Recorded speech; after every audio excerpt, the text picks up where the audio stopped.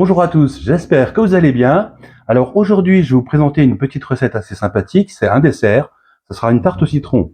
Alors c'est un défi qui m'a été lancé par un youtubeur que j'aime beaucoup regarder, qui fait des vidéos sur des jeux vidéo, qui s'appelle Periado, et donc Periado, celle-là, elle est pour toi.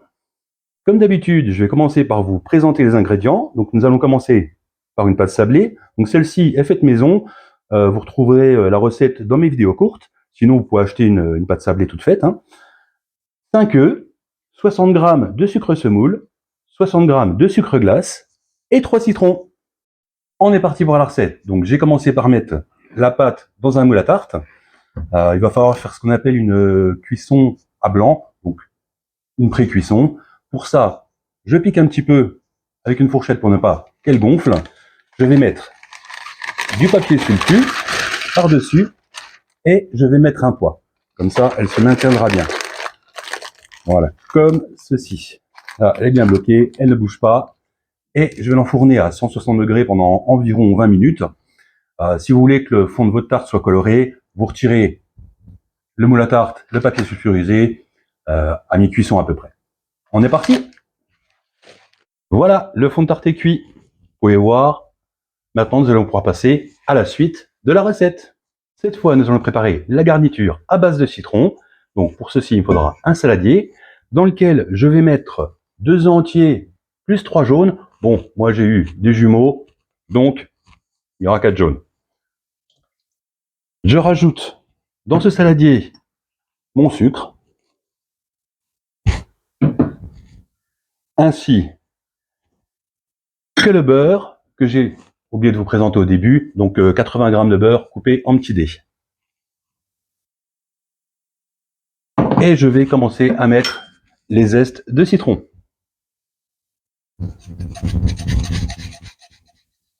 Alors, les zestes sont récupérés. Je vais couper les citrons pour mettre le jus dedans. Alors, comme vous pouvez le voir, la râpe fonctionne bien, c'est les risques du métier. Le citron est enfin pressé, sans se blesser. On va pouvoir l'incorporer. Et maintenant, on peut tout bien mélanger. Maintenant que c'est bien mélangé, j'ai tout mis la préparation dans une casserole et je vais aller sur le feu pour le faire chauffer à feu moyen. Je commence à faire chauffer tout doucement en remuant en permanence. Il ne faut surtout pas s'arrêter de remuer pour éviter que ça accroche ou que ça colle au fond de la casserole et que ça brûle. Et ça va petit à petit épaissir. Le beurre est fondu, on continue de bien remuer, ça va commencer à épaissir tout doucement. Voilà, la préparation a bien épaissi. Maintenant, on va les mettre sur le fond de tarte. J'ai mis la préparation dans le fond de tarte.